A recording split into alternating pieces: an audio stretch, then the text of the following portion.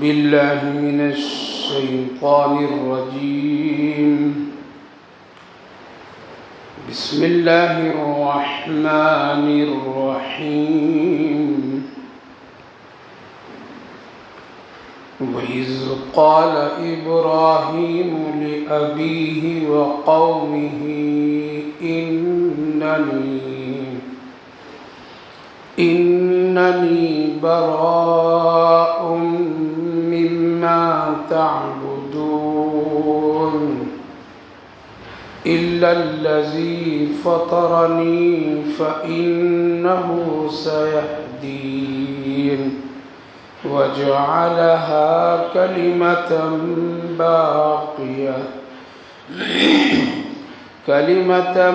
باقية في عقبه لعلهم يرجعون بل متعت هؤلاء وآباءهم حتى جاءهم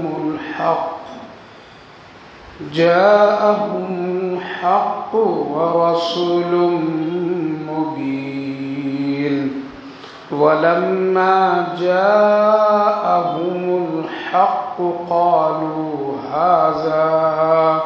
هذا سحر وإنا به كافرون وقالوا لولا نزل هذا القرآن على رجل من القريتين عظيم أهم يقسمون رحمة ربك نحن قسمنا بينهم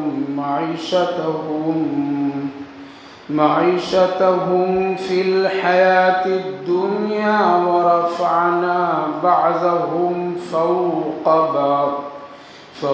بعض درجات ليتخذ بعضهم بعضا سخريا ورحمة ربك خير مما يجمعون صدق الله العظيم.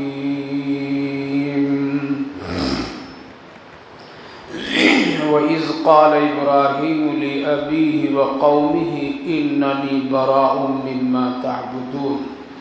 اور وہ وقت یاد کرنے کا ہے جب حضرت ابراہیم علیہ السلام نے اپنے والد اور اپنی قوم سے کہا کہ میں بری ذمہ ہوں اس چیز سے جس کی تم لوگ عبادت کرتے ہو.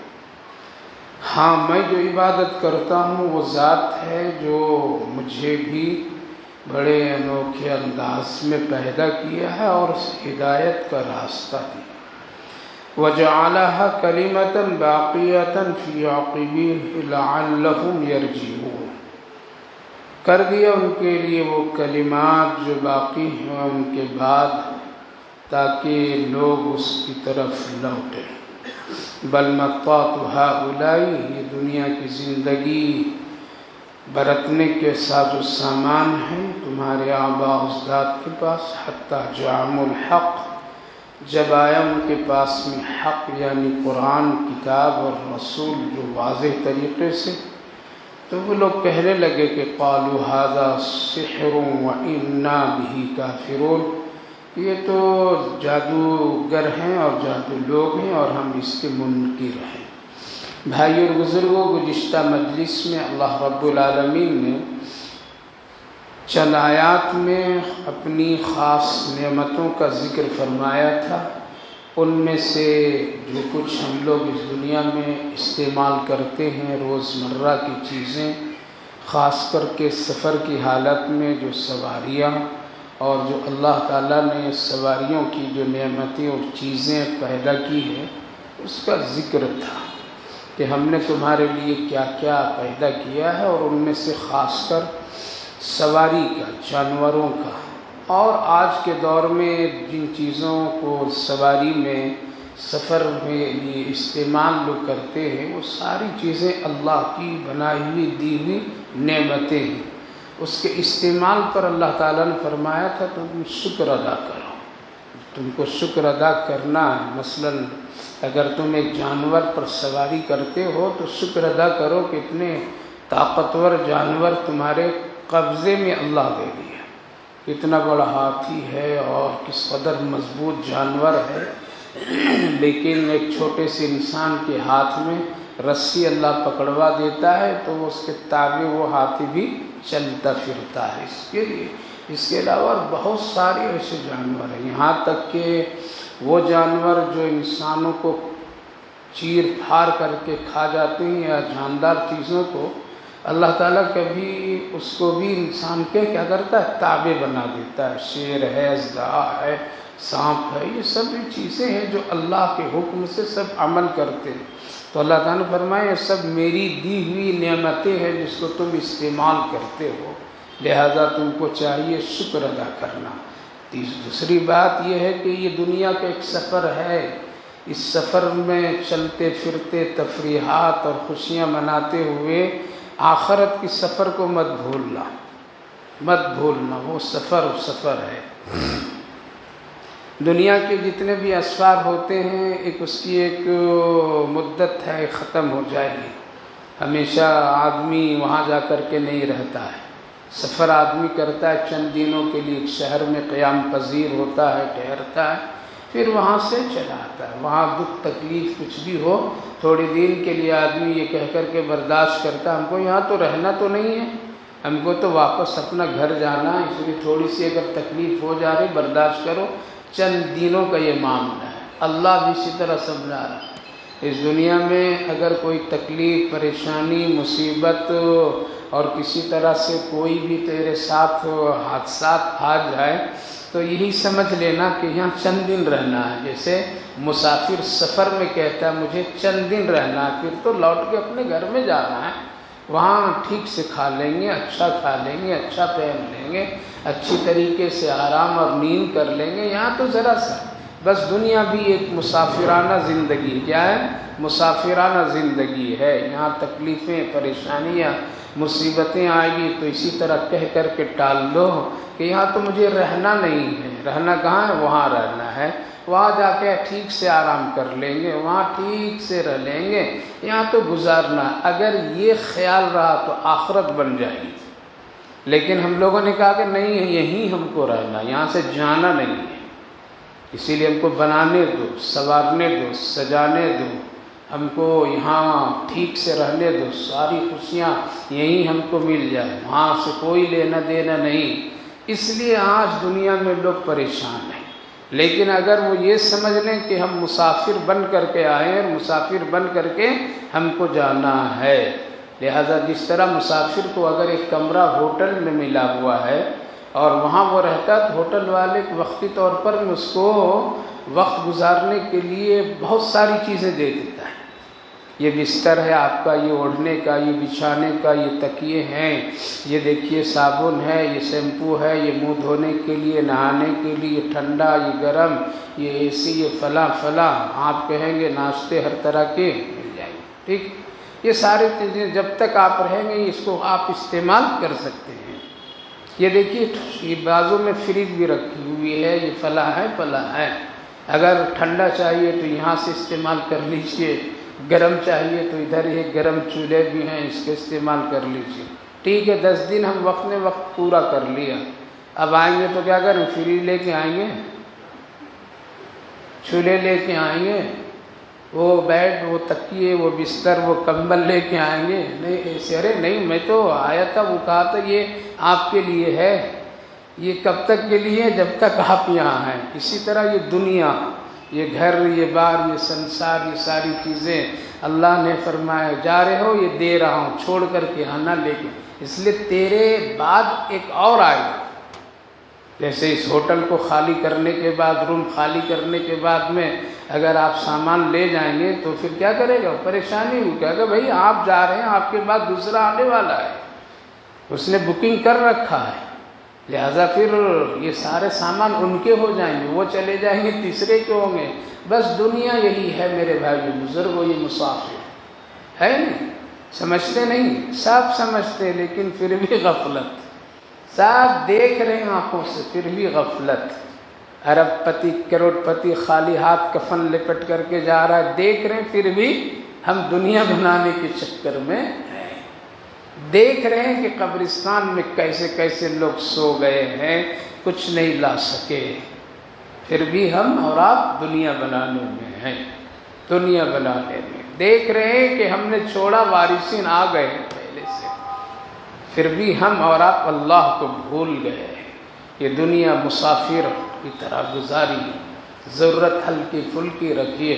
حضرت عبداللہ ابن عمر رضی اللہ عنہ، جو حضرت عمر رضی اللہ عنہ کے بیٹے تھے، اپنے گھر کی پھٹی ہوئی دیوار پر مٹی لگا رہے تھے، پکی دیوار مٹی کی کچی تھی، شغاف آ گیا، کہیں سے پھٹ گئی تھی، تو آپ اس کو ذرا مرمت کر کے اس پر مٹی لگا کر کے وہ پھٹی ہوئی دیوار کو ٹھیک کر رہے تھے۔ اللہ کے رسول صلی اللہ علیہ وسلم نے دیکھا، فرمایا کیا کر رہے ہو؟ کہا کہ یا رسول اللہ یہ دیوار پھٹ گئی، اس کی مرمت کر رہا ہوں، ذرا ٹھیک کر رہا ہوں۔ کہا کہ عبداللہ ابن عمر مسافر کی طرح زندگی گزار لو۔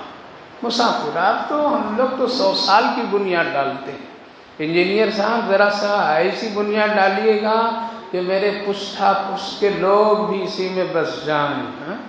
اتنا پروگرام، پل بھر کی خبر نہیں ہے موت کی، پھر بھی ہم دنیا اور اللہ کو بھول گئے۔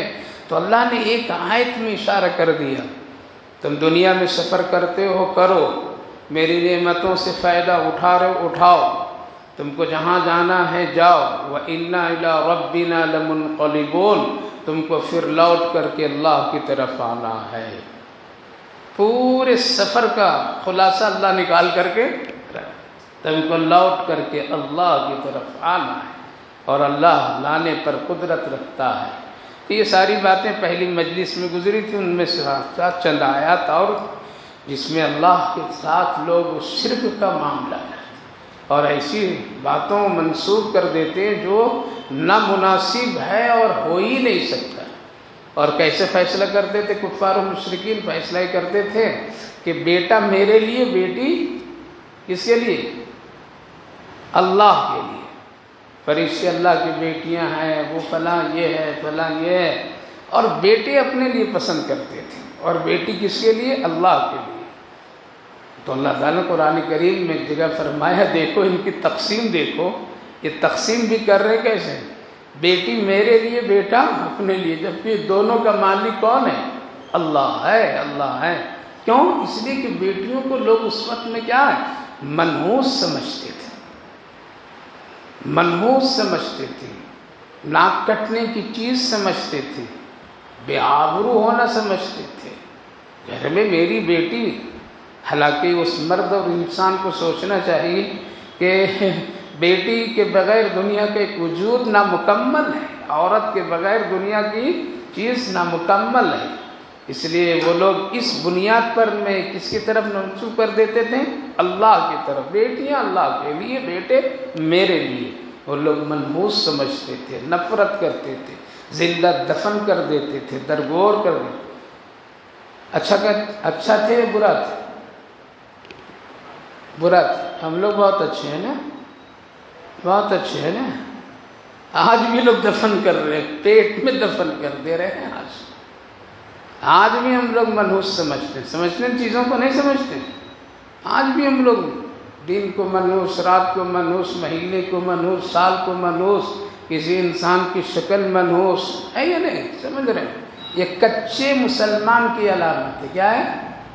اس کا تعلق اللہ سے نہیں ہے۔ نہیں، یہ گھر ٹھیک نہیں ہے، واسطو اس میں نہیں ہے، اور اس کی بنیاد پر میں پریشانیاں ہیں، فلاں ہیں۔ کہتے ہیں نا کہ یہ گھر واسطو یا کیا کہتے ہیں، واسطو ٹھیک نہیں بنا ہے، اسی لیے بہت پریشانی ہے، یہ مہینہ منحوس ہے، نہیں شادی کر، کھانا بھی بند کر دو 2 مہینے تب جانے۔ 2 مہینہ کھانا منحوس نہیں ہے، مہینہ منحوس ہے۔ مسلمان کی پہچان نہیں، مسلمان کا ایسا عقیدہ نہیں ہونا چاہیے۔ مہینہ منحوس، گھر منحوس، واسطو سے نہیں بنا ہے۔ قبر میں بھی ذرا پنڈت جی کے لے جانا، واسطو کر کے قبر بنا دے گا۔ وہاں بھی کہ ہمارے قبر ذرا واستو کے حساب سے بنائیے گا تاکہ عذاب نہیں ہو ہے، وہاں چلے گا؟ سیدھا سادہ مسئلہ ہے۔ اس لیے سب عقیدہ فالتو ہے۔ کیا ہے یہ عقیدہ؟ توحید کے خلاف ہے، یہ عقیدہ ایمان اور یقین کے خلاف ہے۔ ایسی سوچ ایک مسلمان کی نہیں ہونی چاہیے۔ اگر اس کے دل میں ایسی باتیں، سوچ اور عقیدہ ہے تو ابھی وہ پکا مسلمان نہیں، بہت کچا مسلمان ہے، بہت کچا مسلمان ہے۔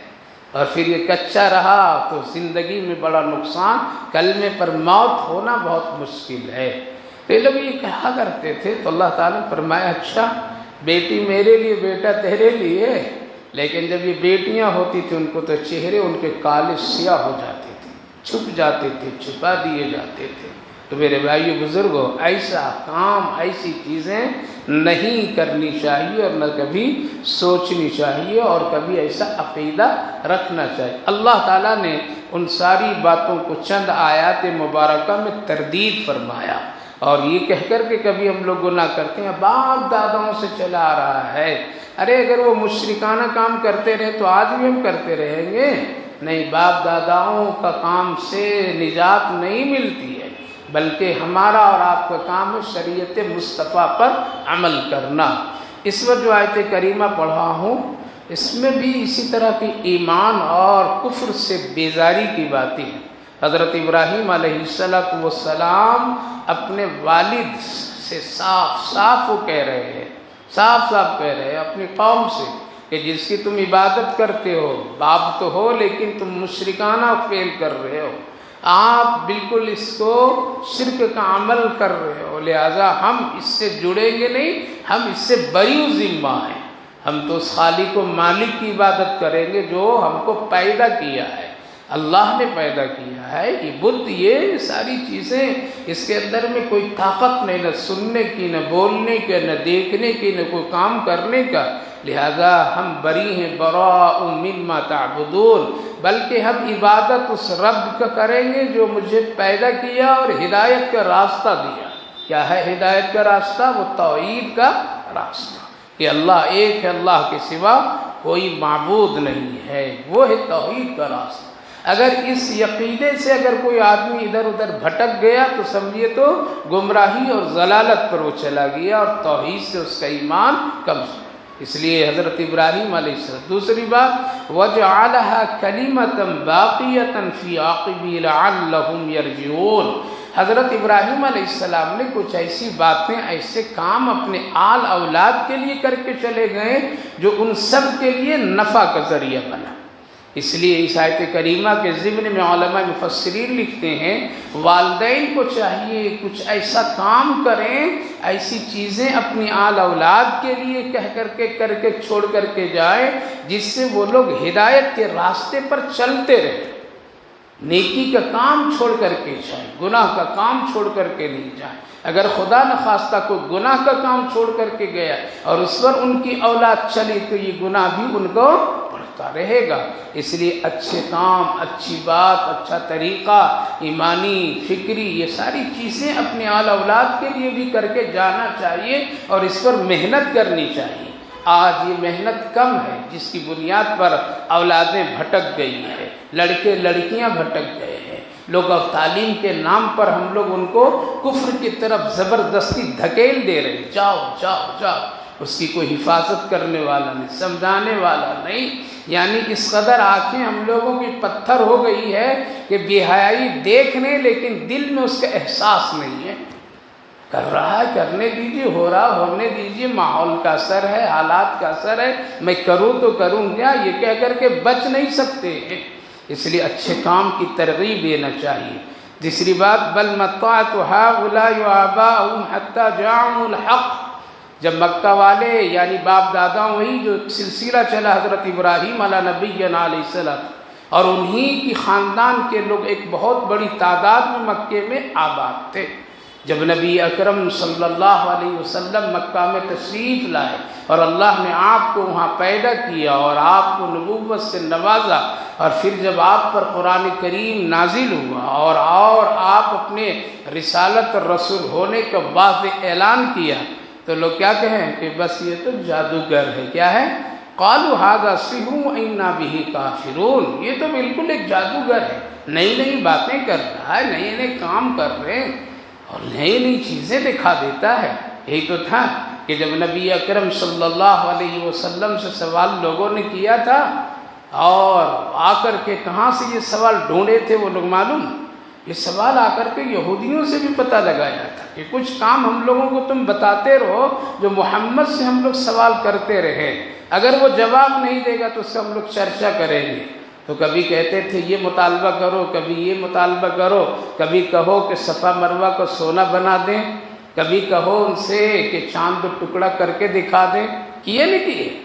سوال کیے۔ اللہ کے رسول صلی اللہ علیہ وسلم ایک مرتبہ بیت اللہ شریف میں تشریف فرما تھے، آپ وہاں طواف کی جگہ پر تھے، پورے لوگ آئے، پروگرام بنا کر کے کہا اے محمد ہم سب پورے مکہ والے کلمہ پڑھ لیں گے، ایک ہمارا کام کر دو۔ کیا ہے وہ کام؟ کہا کہ یہ جو صفا اور مروہ ہے، بڑے بڑے پہاڑ تھے، اس پر ان لوگوں نے بتوں کو رکھ رکھا تھا، عبادت کرتے تھے، دوڑتے، لہذا ان دونوں پہاڑوں کو اگر سونا بنا دیے جو مکہ والے مالا مال ہو جائیں گے، تو تیری بستی، تیرے گاؤں والے، تیرے شہر والے اگر مالدار ہو جائیں گے اور تو سونا بنوا دے گا، بن جائے گا، یہ تو کتنا اچھا ہوگا، ہم سب کلمہ پڑھ لیں گے۔ اللہ کے رسول صلی اللہ علیہ وسلم تو اسی لیے تڑپ رہے تھے کہ یہ لوگ کلمہ پڑھ لیں۔ آپ ہاتھ اٹھائیں، پروردگار آپ کے لیے کوئی مشکل نہیں ہے صفا مروہ کا سونا بنانا، بلکہ آپ پوری دنیا کے پہاڑوں کو بھی سونا بنا دے سکتے ہیں، بنا دیجئے تاکہ مکہ والے ایمان لے آئیں گے۔ اللہ نے فرمایا یہ میرا نظام نہیں ہے کہ کوئی چیز دے کر کے ہم ایمان کی طرف لائیں، ایمان ایک ایسی چیز ہے، خوشی کی چیز ہے۔ ایمان کیا ہے؟ خوشی کی چیز ہے، دیں گے تب لوگے، دیں گے تب آؤ گے، ایسا ایمان اسلام میں پسند نہیں ہے۔ لا اکراہ فی الدین، اسی لیے قرآن میں کریم میں سورہ کہف میں اللہ نے صاف فرمایا فمن شاء فلیؤمن ومن شاء فلیکفر، دل چاہے تو آ جاؤ، دل چاہے تو کفر کر لو۔ اور یہ مطالبہ کرنا نہیں پہاڑ بنا دو، سونا چاند ٹکڑا کر دو، یہ کر دو، وہ کر دو تو کلمہ پڑے گا، محتاج اللہ نہیں ہے۔ اللہ کے رسول صلی اللہ علیہ وسلم کا پروردگار کر دیجئے، بہت سارے صحابہ بھی کہا یا رسول اللہ اگر ایسا ہو جاتا تو بہت اچھا، سب کلمہ پڑھ لیتے۔ اللہ نے فرمایا کہ دیکھو ان کی عادت یہ ہے، میں جانتا ہوں کہ اگر ان کے سامنے مردہ کو زندہ کر کے ان سے بات بھی کرا دیں گے پھر بھی یہ ایمان نہیں لائیں گے، یہ ہٹ دھرم قوم ہے۔ اور اگر زیادہ یہ لوگ چاہتے ہیں تو صفا مروہ کو سونا بنا دیتا ہوں، لیکن اگر ایمان نہیں لائیں گے تو پھر یہی پہاڑ ان کو دبا دوں گا، کوئی بھی نہیں بچیں گے، کوئی بھی نہیں بچیں گے۔ بولو، پوچھ لیجیے کہ اگر ایمان نہیں لائیں گے تو سب کی موت، سب کو ختم کر دوں گا۔ اللہ کے رسول صلی اللہ علیہ وسلم جو سنائے تو یہ لوگ زندگی کا دل میں اللہ جانتا ہے کہ کیا ہے، کس کا کیا ہے، پیچھے ہٹ گئے اور پھر یہ صفا مروہ کیا ہوا نہیں۔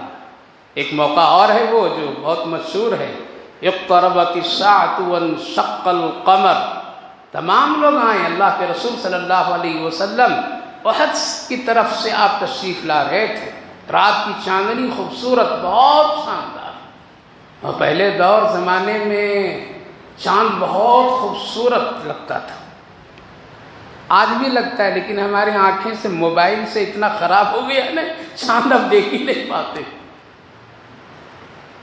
آج بھی چاند اپنی جگہ پر بہت خوبصورت ہے، اس کی روشنی میں آج بھی نورانیت ہے، لیکن ہم لوگوں کی آنکھ سے کیا ہو گئی، وہ جو ایک نور تھی ختم ہو گیا، سب موبائل نے نگل لیا، سب موبائل نے اس کو ختم کر دیا۔ تعجب ہوتا ہے کہ کبھی کبھی 7-8 سال کے بچے فل پاور چشمہ لگاتے ہیں، فل پاور، حالات یہ ہے، اتنا ہم لوگ دیکھ رہے ہیں کہ نقصانات، پھر بھی انسان سدھرنے کے لیے تیار نہیں ہے۔ اللہ کے رسول سے بڑے بڑے لوگ کفار و مشرکین جو تھے، چودھری لوگ تھے، پروگرام بنا کر کے آئے، محمد ایمان لے آئیں گے، چاند کو 2 ٹکڑا کر دو، کیا کرو؟ آ کے واقع دن لے آؤ، کہا کہ ہاں لے آئیں گے، سب لے آئیں گے۔ دیکھیں کہ سب لوگ بالکل بڑے بڑے چودھری لوگ آ کر کے کہہ رہے ہیں۔ اللہ کے رسول صلی اللہ علیہ وسلم نے اللہ سے حضرت جبریل علیہ السلام تشریف لائے، کہا شہادت کی انگلی ایسے کر دیجئے، 2 حصوں میں اللہ بانٹ دیتا ہے۔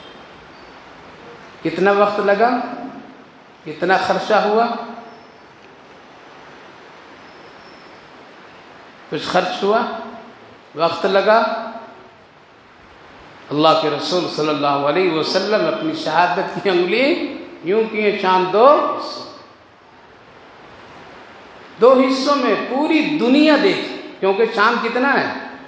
ایک ہے، پوری دنیا دیکھے، ہمارے ملک کے مہاراجاؤں راجاؤں سب نے دیکھا، اس کو سب دیکھے، بہت سارے لوگ اس وقت میں دیکھ کر کے تحقیق کی اور کلمہ پڑھے۔ اللہ کے رسول صلی اللہ علیہ وسلم 2 حصوں میں انگلی کے اشارے، شہادت کی انگلی سے 2 حصوں میں اللہ نے تقسیم کیا۔ کیا کہا؟ قالوا ھذا سحر، یہ تو محمد کے جادو ہے۔ کیا ہے؟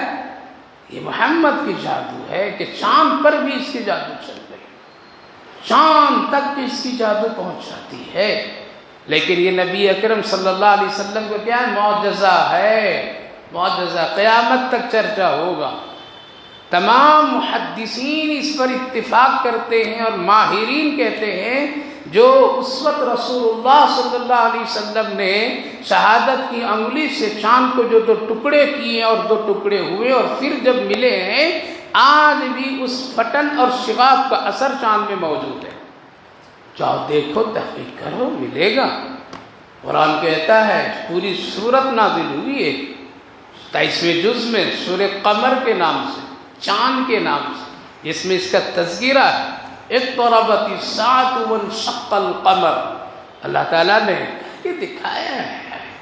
ایسا نہیں ہے، اسلام کوئی ایسا سست اور باطل مذہب نہیں ہے۔ تو میرے بھائی بزرگوں، عرض یہ کرنا ہے، اتنا بڑا معجزہ دیکھا تو کیا کہا لوگوں نے؟ محمد کا جادو چاند پر بھی چلا، محمد کا جادو پہاڑ پر بھی چلا، محمد کا جادو فلاں جگہ چلا۔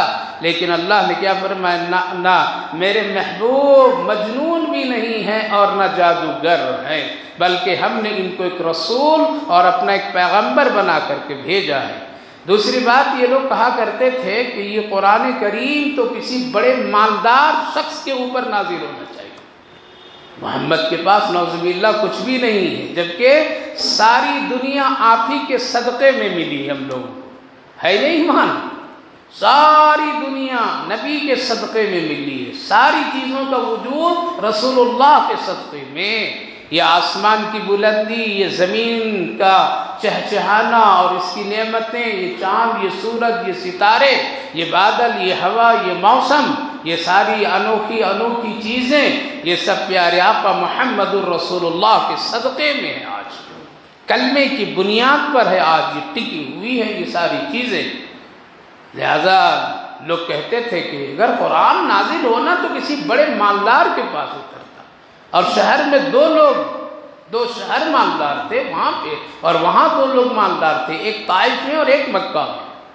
وقالوا لولا نزل هذا القرآن على رجل من القريتين عظيم، جو 2 مشہور شہر ہیں، وہاں جو مالدار لوگ ہیں، ان مالداروں کے اوپر قرآن نازل ہونا چاہیے تھا۔ محمد صلی اللہ علیہ وسلم کے پاس نعوذ باللہ کچھ بھی نہیں ہے، نہ خزانہ ہے، نہ باغات ہے، نہ کوئی محل ہے، نہ اور کوئی ایسی چیز ہے۔ بوریوں پر بیٹھنے والا، پیدل چلنے والا، سر کے نیچے ہاتھ کو تکیہ بنانے والا، پیٹ پر پتھر باندھنے والا، پھٹی ہوئی کملی اوڑھنے والا، اس کے پاس تو کچھ بھی نہیں ہے۔ قرآن تو نازل ہونا چاہیے تھا مکہ اور طائف کے جو سب سے بڑے مالدار آدمی اس کے اوپر۔ اللہ نے جواب دیا قریتین عظیم، ارے بھائی قرآن میں دیتا ہوں، تقسیم کرتا ہوں، تم نہیں تقسیم کرتے ہو، کیا تم تقسیم کر دو گے اللہ کی رحمت کو؟ تقسیم ہم کرتے، 2 چیزیں ہیں، اللہ تقسیم، ایک علم اللہ تقسیم کرتا، روزی بھی اللہ تقسیم کرتا ہے۔ اس لیے آج قرآن زیادہ پڑھنے والے، حافظ قرآن بننے والے مالداروں کے بچے نہیں ہیں، کس کے بچے ہیں؟ غریبوں کے بچے، غریب بچے حافظ قرآن ہو رہے ہیں۔ ایسے ایسے لوگ ہو رہے ہیں جن کے پاس میں کھانے کی کوئی چیز نہیں، لیکن اللہ رب العالمین نے ان کے سینے میں اپنے مقدس کلام کو اتار دے رہا ہے۔ اب سروے کر لیجئے، اب دیکھ لیجئے، مدرسوں میں جائیے، کبھی جائیے، جانا آنا کرنا چاہیے، وہاں عزت ملے گی اللہ کی نظر میں۔ جائیے کبھی خوش دلی کے ساتھ میں، کبھی گھر میں کوئی پریشانیاں آ جائے تو آج پروگرام بنا لیجیے، چلو آج فلاں مدرسے میں جا کے بچوں سے ملیں گے، ان کے سر پر ہاتھ رکھیں گے، کچھ ان کو میٹھی چیزیں کھلا کر کے آئیں گے، وہ خوش ہوں گے، دعائیں دیں گے۔ جو یہ عاملوں کاملوں مزاروں ادھر ادھر پھر کر کے جا کر کے ان لوگوں کو جا کر کے لٹا کر کے اپنا ایمان بھی مال بھی دے کر کے جو عورتیں ماں بہنیں لوگ آتے جاتے ہیں، جہاں مدرسوں میں قرآن پڑھنے والوں کو پاس ان کے پاس میں جائیے اور ان کو دیجیے، دعائیں دیجیے، قسم خدا کی صحیح بھی ہے، درست بھی ہے، اور اللہ اس سے زیادہ خوش ہوگا اور وہاں کے شرک سے اللہ ناراض ہوگا۔ آج تو یہ حالات ہیں میرے بھائی بزرگوں، تو لہذا آج بھی جتنے حافظ قرآن بن رہے ہیں مدرسوں میں، وہ بننے والے غریب کے بچے ہیں، مالدار کے بچے کم ہیں، نہ کے برابر۔ ہم لوگ تو مدرسے والے لوگ ہیں، ہم لوگ مدرسے جاتے آتے رہتے ہیں، مدرسے کے جائزہ لیتے ہیں، خود ہم لوگ مدرسے کی نگرانی کرتے دیکھتے ہیں کہ کیسے لوگ ہیں اور کیسے گھرانے کے لوگ آ رہے ہیں بچے پڑھنے کے لیے، کہاں سے۔ بنائیے، آپ کیا بنا رہے ہیں بنائیے، لیکن قرآن ایک عظیم دولت ہے، اللہ رب العالمین نے اس کو ایسے لوگوں کے سینوں میں دیتا ہے جو اس کے قدرداں ہوتے ہیں۔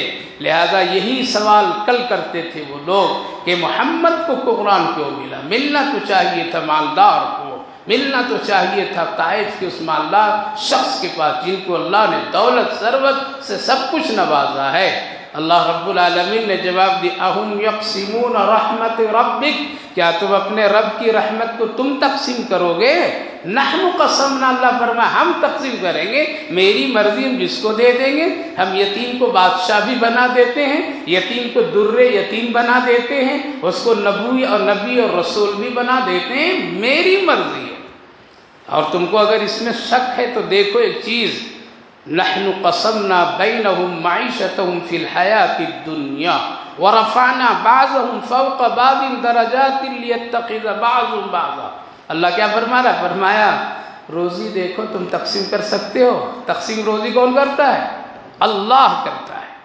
یہ پڑھنا لکھنا ایک ذریعہ ہے، لیکن دینے والا کم زیادہ کون؟ اللہ تقسیم کرتا ہے۔ نحن نقسم معیشت، روزی، یہ سب ہم دنیا کی زندگی میں لوگوں کو ہم کم زیادہ دیتے ہیں، اور اس میں بڑی حکمت ہے۔ اگر سب کو برابر دے دیں گے تو کام چلے گا؟ دنیا کا نظام چلے گا؟ نہیں چلے گا۔ اگر سب کے پاس دولت تو نظام نہیں چلے گا۔ آج اگر کوئی مالدار زکوٰۃ نکالتا ہے تو یہ غریبوں کا احسان ہے کہ وہ زکوٰۃ لے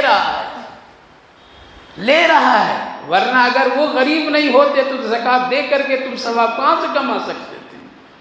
لہذا میرے بھائیو بزرگوں، اللہ رب العالمین نے بڑی حکمت سے روزی رزق کو تقسیم کیا ہے، کسی کو زیادہ، کسی کو کم، کسی کو امیر، کسی کو غریب، کسی کو متوسط۔ کیوں؟ تاکہ یہ دنیا کا نظام برابر ٹھیک درست چلے۔ اگر سب لوگ مالدار کہتے ہیں بدل دیں گے، یہ کر لو، ہم غریبی دور کر دیں گے اور سب کو مالدار بنا دیں گے، ہم کو یہ لاؤ، ہم الیکشن میں جیت گئے، یہ کام کر لو، فلاں کر لو، غریبی ختم ملک سے، غریبی دور ختم ہو، سب کچھ نہیں کر سکتا انسان۔ اللہ کا بنایا ہوا دو نظام ہے، امیری اور غریبی، یہ اللہ کا بنایا ہوا نظام ہے، کسی کے ہاتھ میں نہیں۔ کون بندہ چاہتا غریب رہنا، لیکن پھر بھی مشکل سے مشکل کام کرنے کے باوجود بھی اس کے پاس اتنی دولت نہیں آتی وہ جتنا چاہتا ہے۔ اللہ کا نظام ہے، اس لیے یہ روزی کا کم اور زیادہ ہونا، اس میں اللہ کی بڑی حکمت و مصلحت ہے۔ چلیے ایک بہت بڑا مالدار رئیس آدمی جس کے پاس ایک بہت لگژری شاندار کار ہے، ٹھیک ہے، بہت لگژری کار، ڈاکٹر صاحب کہہ لیجئے، بہت بڑا انجینئر صاحب ہے، روپیے پیسے اس کے پاس خوب ہے، 50 لاکھ کروڑوں کی کار ہے، سڑک پر چل رہی، خدا نخواستہ اگر پنچر ہو جائے تو کہاں جائے گا؟ ڈاکٹر صاحب اپنے ہاسپٹل لے جائیں گے؟ اپنی کار کو، جس کار پر ایک ڈاکٹر سفر کر رہا ہے، اگر اس کی ہوا نکل گئی، پنچر ہو گیا تو اس کو لے کر کو جائے گا کہاں؟ اپنے ہاسپٹل کے ICU روم میں کار کو نہیں ڈالے گا، کہ یہاں ٹھیک ہو جائے گا۔ انجینئر صاحب جو کئی مالے کی بلڈنگیں بڑی شاندار خوبصورت تیار کیا، اگر لگژری کار پر وہ جا رہا ہے، راستے میں اس کی گاڑی کا پنچر، ہوا نکل گئی، ٹائر پنچر ہو گیا، کہاں لے جائے گا؟ کہاں لے جائے گا؟ اس کو کسی غریب ہوا پنچر ڈالنے والے کو تلاش کرنا پڑے گا۔ اگر یہ غریب نہیں ہوتا اور یہ پنچر کو ٹھیک نہیں کرتا تو کیا کرتا؟ کوئی میکینک ایسا غریب ہی آدمی کام کر رہا ہوگا، اس کے پاس اس کو جانا پڑے گا، یہ سرجن، یہ ڈاکٹر، یہ سب کچھ کو، اور جا کر کے گاڑی کھڑی کرے گا، کہے گا میری گاڑی کا ذرا پنچر ٹھیک کر دو۔ پتہ یہ چلا کہ ایک ڈاکٹر، ایک مالدار بھی غریب کا محتاج ہے، اور غریب ایک مالدار کا محتاج ہے۔ دونوں کی ضرورتیں زندگی کی مل کر کے پوری ہوتی ہے۔ اگر یہ بھی مالدار ہوتا تو گاڑی کھڑی کی کھڑی رہ جاتی، ٹھوکر سے مار دیتا، تو اپنا کام جان، ہمارے پاس کسی چیز کی کمی نہیں ہے۔ اللہ بڑی حکمت سے امیری، غریبی اور دولت اور روزی کو تقسیم کیا ہے، اس لیے نہیں کہ اگر سب کو دے دے تو بدماش ہو جاتے سب، کوئی کسی کا کام نہیں کرتا۔ ہر ایک آدمی، بڑے سے بڑے لوگ بھی غریبوں کی ضرورت مند ہے۔ اسی لیے میں تو بار بار سنایا کرتا ہوں، ڈاکٹر ہو، انجینئر ہو، عالم ہو، مفتی ہو، کوئی بھی ہے، ہر ایک دوسرے سے اس کی زندگی کیا جڑی ہوئی ہے۔ ڈاکٹر صاحب بھی پڑھ لکھ کر کے خوب آتے ہیں اور ایک نئی کلینک کھولتے ہیں، اور پھر حضرت امام صاحب کے پاس جاتے ہیں، حضرت آج افتتاح کر دیجئے۔ حضرت بھی بڑے ٹھاٹ باٹ، جبے کبے دستار کے ساتھ پہنچتے ہیں۔ اب دعا وہاں کیا کی جاتی ہے؟ کیا دعا؟ اللہ اس کلینک میں نہ چلنے دیجیے، بلکہ کیا ہوا؟ اللہ اس کو خوب ترقی دیجیے، اس کے ہاسپٹل خوب ترقی دیجیے، اس کے کلینک کو خوب اللہ بڑھا دی۔ منہ بھر بھر کر کے دعا ہے۔ کیا مطلب؟ سب لوگ بیمار ہو کر کے ان کے پاس آتے ہیں۔ بیمار ادھر پرچی جمعہ میں لکھ کے بھیج رہا ہے کہ حضرت بیمار ہیں، ذرا صحت کی دعا۔ اللہ، یہ ہے دنیا کا نظام، یہ دنیا کا نظام۔ ادھر پرچیاں آ رہی ہیں اسی عالم کے پاس، جس عالم نے جا کر کے ہاسپٹل اور کلینک میں ہاتھ اٹھا کر کے دعا کی، اللہ اس کو آباد کر دے، وہی اب یہ دعا کر رہا ہے۔ کیا کر رہا؟ اللہ اس بیمار کو صحت دے دے، بیماری نہ دے۔ تو ڈاکٹر اگر پیچھے بیٹھا ہو تو کہے گا یہ مولانا صاحب کیا کر رہے ہیں؟ یہاں تو دعا میرے ہاسپٹل کی ترقی کا کی ہے، اور یہاں مریضوں کو صحت کی دعا کر رہے ہیں، تو میرا کام چلے گا کیسے؟ پتہ چلا سب کی زندگی کیا ہے؟ چلیے بہت بڑے مالدار، اشارے پہ تیرا کام ہو رہا ہے، ہواؤں میں اڑ رہے ہو، مرو گے تو قبر کون بنائے؟ بیٹے لوگوں کو کہیے کہ آپ بنا دو نا۔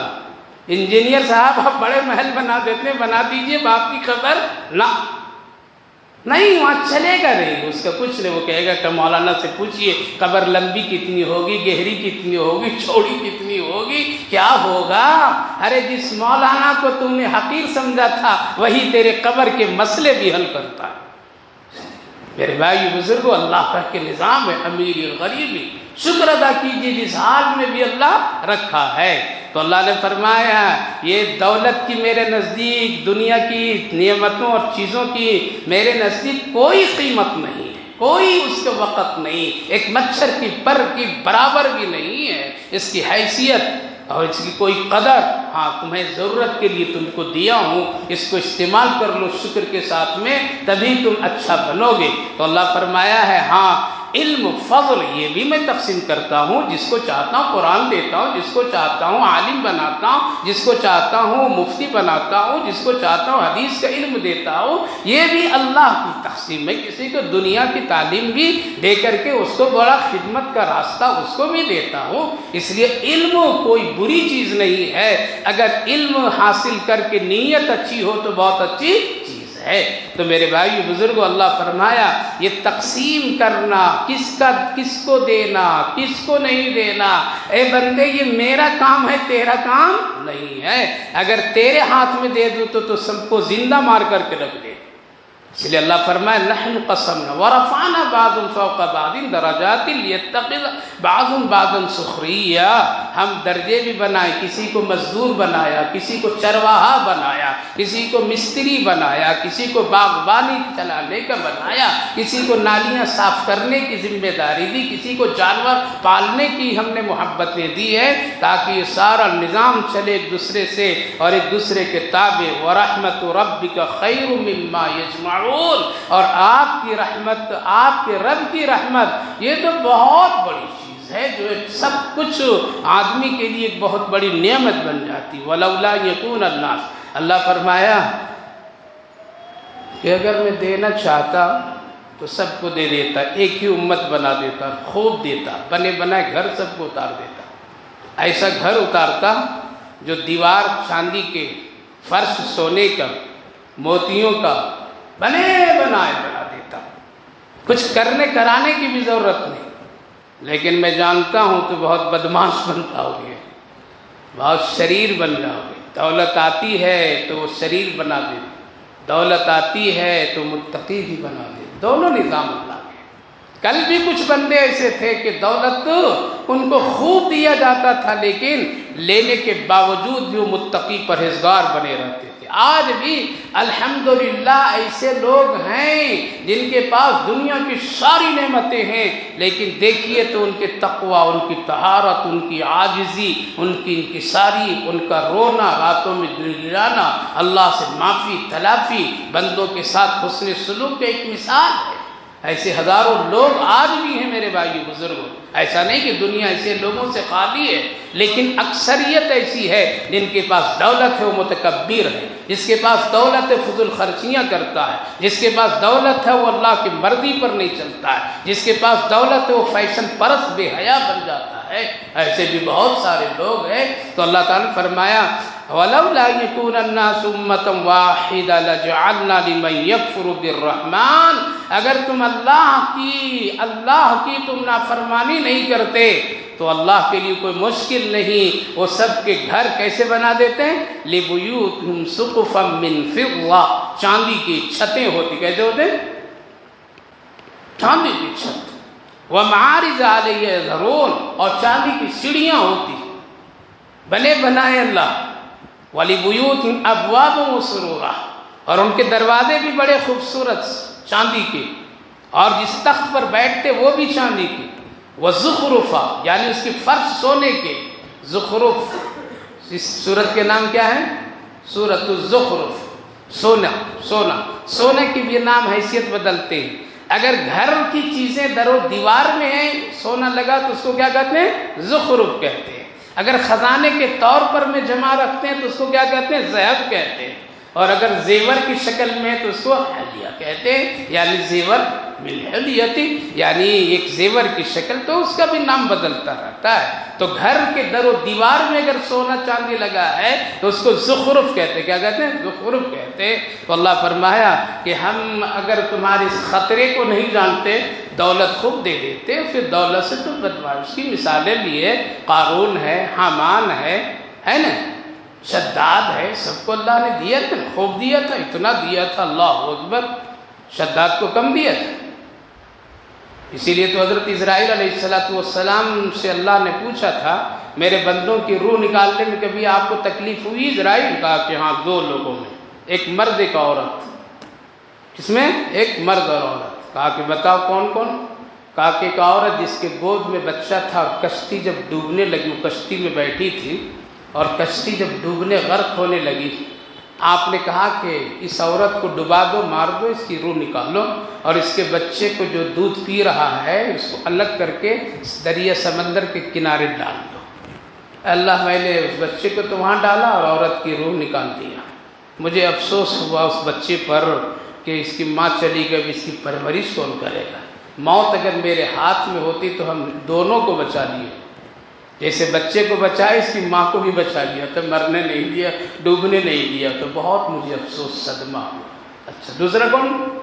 کہا کہ وہ شداد، بیچارہ جنت بنوایا، در و دیوار میں سونے چاندی خوب عالی شان، اللہ اکبر، اس وقت کے اعتبار سے بہت شاندار بنایا اور اعلان کرایا لوگوں وہ جنت جس کا تذکرہ موسیٰ عیسیٰ سب کرتے تھے وہ سب ہے ہی نہیں۔ کیا ہے؟ وہ سب نہیں ہے۔ کہاں دیکھو، آؤ میری جنت دیکھ، میری جنت پر ایمان لا، میرے ساتھ ہو جاؤ۔ کیسی جنت؟ جب پہلے دیکھنے کے لیے خود جا رہا ہے، لیکن ڈرتا تھا وہ بھی کہ مرنا ہے، کتنا بھی کچھ کر لو پھر بھی دل میں ایک مفتی بیٹھا ہے، وہ دیتا ہے روز، مرو گے مرو گے مرو گے، دنیا چھوٹے گی۔ تو اس کو شیطان نے کہا تھا ایسا کر لو، تو روز دعا کرتا تھا، اللہ بھی سب کی دعا قبول کر لیتا ہے۔ کیا دعا کرتا تھا؟ اللہ ماریں گے، آپ جانتے ہیں موت تو دیں گے، لیکن ایسے وقت دیجیے گا جس وقت نہ دین ہو نہ رات ہو۔ دنیا میں دو ہی نظام ہے، دین ہونا یا رات ہو۔ ایسی حالت میں مجھے موت دیجیے گا، نہ ہم سواری پر رہے نہ پیدل رہے۔ کیا منطق اور کیا سائنس پڑھاتا ہوا ہے، سائنس اس کو کہتے ہیں جو موت۔ آج لوگ کہہ رہے ہیں کہ ہم بہت کامیاب ہیں، اللہ نے تجھے کامیاب کیا، دماغ دیا ہے تب کامیابی ہے۔ ایسے وقت میں موت دیجیے گا اگر دینا ہی ہے تو جب نہ گھر میں رہو نہ باہر رہو۔ انسان کی تین ہی حالت ہے، رات میں ہوگا یا دن میں ہوگا، گھر میں ہوگا یا باہر ہوگا، پیدل چلے گا یا سواری پر ہوگا، یہی ہو۔ لیکن انسان کو مکمل علم نہیں ہے، کتنا بھی چھلانگ لگا لے۔ یہاں شداد آ کر کے شکست کھا گئے، اللہ نے دعا بھی قبول کر لی، پہلے دن میں جنت دیکھنے جا رہا ہے۔ بتا رہا ہوں، عبرت لیجیے، عبرت لیجیے، مست مت ہو جائیے، غافل مت ہو جائیے۔ دنیا کی چمک دھمک تجارتوں میں گھس کر کے، دنیا کے لوگوں کو دیکھ کر کے آپ غافل مت بنیے، مرنا ہے، موت ہے، حساب کتاب ہے۔ نکلا سور کر کے کہ آج اپنی جنت دیکھوں گا۔ جب پہنچا ہے تو گھوڑے کا ایک پیر جنت میں اور ایک باہر، اتر رہا ہے، ابھی ایک پیر گھوڑے پر اور ایک پیر زمین پر ہے۔ اس وقت اللہ لے گیا، غروب کا وقت ہے، دن کا ایک حصہ ہے، کیا کہتے ہیں، یہ طلوع آفتاب کا وقت ہے، کہتے ہیں نا، یہ زوال کا وقت ہے، یہ چاس کا وقت ہے، کہتے ہیں نا، یہ غروب کا وقت ہے۔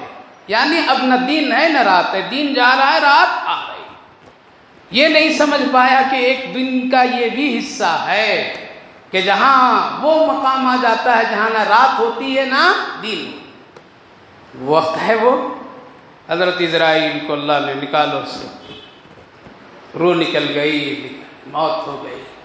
اس پر حضرت اسرائیل کہہ رہے تھے بہت افسوس ہوا، اللہ بیچارے کو جنت ذرا گھما لیے رہتے، دیکھ لیا رہتا، ذرا مزے لے لیا رہتا، پھر تو مارنا ہی تھا، موت تو تھا، لیکن کم سے کم اس کو کیا دیے رہتے، ذرا مجھے بڑا افسوس ہوا، اگر موت میرے ہاتھ میں تو اس کو پہ ٹہلایا رہتا، گھمایا رہتا، ذرا موقع دیا رہتا، ذرا دیکھ دکھا کر کے آیا رہتا، پھر اس کی روح نکلتی۔ لیکن ایسا نہیں ہوا تو مجھے افسوس آیا، بیچارہ کتنی محنت سے دنیا میں جنت بنائی تھی۔ کہا کہ جس بچے کی ماں پر تجھے افسوس اور بچے پر افسوس، وہی یہ شداد ہے جو میرے مقابلے، میری جنت کے مقابلے میں جنت بنا کر کے لوگوں کو گمراہ کر رہا۔ حضرت اسے فرشتوں کی بھی نہیں پتا، اگر وہ معلوم ہو جائے فرشتوں کو کہ یہ بندہ کیا کیا کر رہا ہے، قسم خدا کی وہ مار دیتے ہم لوگوں کو، لیکن اس کو پتا نہیں، اللہ اس سے بھی چھپا لیتا، اس سے بھی پردہ کرا دیتا ہے۔ جو جو حرکتیں ہم لوگ کرتے ہیں اگر فرشتوں کو معلوم ہو جائے ساری حرکتیں، تو وہ لوگ خود ہم لوگوں سے لڑ جائیں۔ تم اللہ کے کھاتے اور اللہ کی نافرمانی کرتے ہو، لیکن ان کو بھی پتہ نہیں رہتا بات چیز، اس لیے وہ بھی ہمارے ساتھ شفقت کا معاملہ کرتے رہتے ہیں۔ حضرت اسرائیل کہنے لگے رب مہربان، اگر مجھے اسی وقت معلوم ہوتا کہ آگے چل کر کے شداد بنتا اور ایسا کام کرتا، ایسی حرکتیں، تو ماں کے ساتھ اس بچے کو بھی غرق کر دیا رہتا میں۔ میرے بھائیو بزرگوں، عرض یہ کرنا ہے کہ اللہ بڑی حکمت سے سب کچھ دیتا ہے، شکر ادا کرتے رہیے، حسد نہ کیجیے، اس کو کیوں دیا، اس کو کیوں دیا، اس کو اتنا بڑھا دیا، ہم کو نہیں دیا، ہماری مقدر، ہماری مقدر جو کچھ اللہ نے لکھا شکر کرتے رہیے، خوش رہیں گے، ناشکری کیجیے خوب ملے گا، پھر بھی پریشان رہیں گے۔ تو اللہ تعالیٰ نے فرمایا میں جانتا ہوں، اسی لیے ورنہ ہر ایک بندے کا بنے بنائے گھر کیا ہوتا؟ سیڑھیوں کا سونے چاندی، فرش سونے چاندی، ٹیک لگانے کے لیے تکیے بستر سب کچھ ہم بنا دیتے، کوئی مشکل نہیں۔ لیکن ہم جانتے ہیں، اور ایک بات سن لو اللہ کہہ رہا وَإِن كُلُّ ذَلِكَ لَمَّا مَتَاعُ الْحَيَاةِ الدُّنْيَا، اور یہ سب چیزیں صرف دنیا کی برتنے کی چیزیں ہیں۔ کیا ہے؟ برتنے کی چیزیں ہیں۔ آپ کتنا بہترین محل بنا لیجئے، چھوڑ کر کے جائیں گے، 3 دن سے زیادہ گھر والے نہیں رکھیں گے، بلکہ 24 گھنٹے میں ہنگامہ مچا دیتے ہیں لوگ۔ مؤذن صاحب کو بلاؤ، غسل لو، کفن لاؤ، کرتے ہیں نا، اعلان کرو، قبر والے کے بلاؤ، اس کو بلاؤ، اس کو بلاؤ، سب فوراً، اور سب سارا سسٹم فوراً تیار ہو جاتا ہے۔ رکھو نا بھائی، 1-2 مہینے گھر میں رکھ لو، نہ نہیں رکھیں گے، ارے بنایا اتنی محنت سے رکھی ہے، نہیں۔ اسی لیے ہمیشہ اللہ کا شکر ادا کیجیے، ورنہ یہ دنیا بے وفا ہے، اور دنیا کے لوگ بھی بے وفا ہیں۔ چالاکی مت کیجیے، اللہ سے چالاکی مت کیجیے۔ ایک حکیم صاحب تھے، کیا تھے؟ حکیم بھی مالدار شخص تھا، بہت مالدار شخص، تو ہمیشہ اپنی چیزوں پر اس کو شکر نہیں ہوتے تھے۔ کیا ہوتا تھا؟ ہمیشہ دوسروں کو دیکھتا تھا، اور دوسروں کو دیکھ کر کے سب کو ڈراتا تھا، سب کو بولتا تھا۔ اس کے پاس ایک خادم تھا، غلام، تو ہمیشہ اس کو ڈانٹتا تھا، ارے اس کا دیکھو کتنا اچھا غلام ہے، اس کا نوکر کتنا اچھا ہے، اس کا خادم کتنا اچھا ہے۔ اشارے پر اپنے مالک کا سارا کام کر جاتا ہے۔ کیا کرتا ہے؟ وہ صرف اشارہ کرتا ہے، سارا کام کر دیتا ہے، ایک کی جگہ 2 کام کر دیتا ہے، اور تم کو بولتے رہتا ہوں، دھکے دیتا رہتا ہوں، بتاتے رہتا ہوں، پھر بھی تو نہیں کرتا ہے۔ حالانکہ بیچارہ کرتا تھا وہ بھی، لیکن اپنے کو اچھا نہیں، اپنی بیوی اچھی نہیں لگے گی، دوسروں پر نظر بھر کر کے نہ لیں گے، ہیں؟ یہ حال ہے آج مردوں کا، یہی تو فضا خراب ہو گئے۔ اس لیے اپنے پر صبر کیجیے۔ تو ہمیشہ غلام کو ٹوکتا تھا، اس کا جو ہے 1 کہتا ہے 2 کرتا ہے، 3 کر دیتا ہے، اور تم کو جتنا کہتا ہوں وہ بھی نہیں کرتے۔ بیچارہ بیمار ہوا۔ کیا ہوا؟ کہا کہہ رہے بیمار ہو گیا ہوں، جاؤ ذرا حکیم صاحب کو بلا کر کے لاؤ اس کو، تاکہ میرا علاج کرے۔ گیا حکیم صاحب کو، کہا کہ میرے مالک بیمار ہو گئے، آپ کو یاد کر رہے ہیں، آپ چلیے۔ ٹھیک ہے چلو۔ ساتھ مؤذن صاحب کے پاس گیا، میرے مالک بیمار ہو گئے، آپ چلیے ساتھ۔ وہ بھی آ گئے، قبرستان گیا، جلدی قبر کھودنے والے کو بھی لیا، میرے مالک بیمار ہو گئے، آپ بھی چلیے ذرا سا۔ وہ بھی بیچارہ ساتھ، تو 2-3 لوگ اور ایکسٹرا آئے۔ اب دیکھیں کہ حکیم کے ساتھ میں غسل دینے والا مؤذن بھی آیا ہے، یہ قبر کھودنے والا بھی آیا ہے، یہ کفن کاٹنے والا دکاندار بھی آیا ہے۔ پوچھا ان لوگوں کو کیوں بلایا؟ یہ لوگ کون ہیں؟ کہا کہ آپ ہی کہتے تھے نا کہ 1 کہوں تو کئی کرو، اس کا غلام کتنا اچھا ہے، 1 کہتا ہوں تو 4 کر دیتا ہے، اور تو ہے اتنا ہی کرتا ہے۔ تو میں سوچا بیمار ہو گیا، مرے گا تو ضرور، اس لیے حکیم صاحب کے ساتھ ساتھ غسل والا بھی، پھر ہم کو آنا نہیں پڑے، ہم کو پھر کفن لینے کے لیے جانا نہیں پڑے، قبر کھودنے والے کے پاس بھی جانا نہیں پڑے، اس لیے میں کیا کیا، سب کو بلا لیا، تاکہ ادھر تیری روح نکلے، ادھر فوراً سارا کام۔ یہ دنیا ہے، کیا ہے؟ یہ دنیا ہے۔ ابھی جنازہ گھر میں ہے، یہ انسان بریانی کھاتا ہے۔ کیا کہتا ہے؟ بریانی کھاتا ہے۔ ابھی جنازہ رکھا ہوا ہے، ابھی اس سے سوال جواب نہیں، تاکہ تب تک کے بیٹوں بیٹیوں میں وراثت کی باتیں ہونے لگتی ہے، یہ گھر میرا، وہ میرا، یہ میرا۔ لائر صاحب ذرا آ کر کے مسئلے کو حل کر دیجیے۔ اللہ، یہ ہے حال، یہ حال ہے۔ اسی لیے اتنا مت بے صبرہ بن جائیے، جتنا اللہ دیا ہے اس پر صبر شکر سے ایک مسافر کی طرح زندگی ہلکی پھلکی گزار لیجئے، آخرت بڑی خوبصورت بن جائے گی۔ اللہ فرمایا یہ ساری چیزیں دنیا کی ایک کھیل تماشے کی سامان، والآخرۃ عند ربک للمتقین، اور متقیوں کے لیے اللہ کے پاس بہت اچھی چیزیں، اور وہ کیا ہے؟ جنت، جہاں کوئی ٹینشن نہیں ہے۔ لہذا مسافرانہ زندگی، صبر اور شکر کی زندگی، اطاعت و فرما برداری کی زندگی گزاریے، ایمان والی زندگی گزاریے میرے بھائی، اللہ سے دوستی کرنے والی زندگی گزاریے، قرآن پڑھنے والے، پڑھانے والے، قرآن سے محبت کرنے والے بنیے، اور اپنے گھر میں اپنے بچوں کو نمازی بناؤ، دین سکھاؤ۔ میری ماں بہنوں، تو 24 گھنٹہ اپنی بیٹیوں کے ساتھ گزارنی زندگی، ان کو ایک اچھی بیٹی بناؤ، اچھی بہو بناؤ، اچھے گھر کی ماں بننے کی ان میں تعلیم و تربیت عطا کرو، بے حیا مت بناؤ۔ اور بے حیائی شیطان کہاں سے شروع کرتا ہے معلوم؟ کہاں سے شروع کرتا ہے؟ کپڑے سے شروع کرتا ہے۔ کہاں سے؟ کپڑے سے بے حیائی شروع کرتا ہے، پہلے کپڑا اترواتا ہے۔ نہیں، کپڑا تو ہم لوگ پورا پہنتے ہیں، ایک دم ٹائٹ جنس، وہیں سے بے حیائی شروع۔ اس لیے ایک مسلمان ہونے کے ناطے اپنے بچوں کا اچھے لباس پہنائیے، جس سے ان کے اندر میں ایمانی اثرات اور ایمان کی بھلائیاں اس کے اندر پہنچے۔ اللہ آپ کو بھی ہم کو بھی توفیق دے۔ اللہم صلی علی سیدنا نبینا حبیبنا مولانا محمد وبارک۔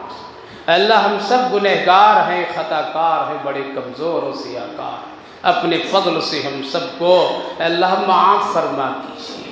دنیا کی زندگی بھی تیرے ہاتھ میں اور آخرت بھی ہے اللہ، دونوں جہاں ہم سب کے لیے خیر کا ذریعہ بنائیے، سکون کا ذریعہ بنائیے، یہاں سے وہاں کا بہتر دیجیے یا ارحم الراحمین، یا اکرم۔ شکر گزار بندے ہم سب کو بننے بنانے توفیق عطا فرمائیے، ناشکری سے، کفران نعمت سے اے اللہ ہم سب کو پوری حفاظت فرمائیے، رحم فرمائیے۔ دنیا کے حالات جو اس وقت ہم سب کے سامنے ہیں، یقیناً تیری مرضی کے خلاف لوگ کام کر رہے ہیں، اے اللہ ہم سب کو اس سے بچنے کی توفیق نصیب فرمائیے۔ رات کی تنہائیوں کی گناہوں سے بچا دیجیے، اے اللہ آبادی کے گناہوں سے بچا دیجیے، رحم فرمائیے، معاشرے کو اسلامی اور گھر کو اسلامی بنانے کی توفیق نصیب فرمائیے۔ اس بابرکت مجلس کو بے حد قبول فرمائیے، سارے آنے والے بھائیوں، بزرگوں، ماں بہنوں سب کی حاضری کو قبول فرمائیے، آخرت کے لیے نجات کا ذریعہ بنا دیجیے، دنیا کی مشکلات قرآن کی برکت سے حل فرما دیجیے، سب کی گھروں میں، سب کی زندگی میں خیر، برکت، رحمت، عافیت عطا فرمائیے۔ پتہ نہیں کیا کیا ایسی ضرورتیں ہیں، اے اللہ سب کی ضرورتیں پوری فرمائے۔ سب آپ کے بندے ہیں، ضرورت مند ہیں، خطا کار گنہگار ہیں، ہم معاف فرما کر سب کی حاجتوں کو پوری فرمائیے، ہدایت عطا فرمائیے، ایمان پر استقامت عطا فرمائیے، توبہ کی توفیق نصیب فرمائیے، نمازوں کی پابند بنا دیجیے سب کو اللہ۔ ہمارے بچے بچیوں کو مرتد اور کفر کی طرف جانے سے بچا دیجیے اللہ۔ اے اللہ تو اپنا خاص فضل فرما، بیماروں کو صحت و شفا نصیب فرما، صحت مندوں کو سلامتی نصیب فرما، جو لوگ دنیا سے جا چکے ہیں ان سب کی بخشش و مغفرت فرما، ہماری ان دعاؤں کو اپنے فضل و کرم رحمتوں سے قبول فرما۔ صلی اللہ علی النبی وعلی آلہ وسلم۔ سبحان ربک رب العزت عما یصفون وسلام علی المرسلین والحمد للہ رب العالمین۔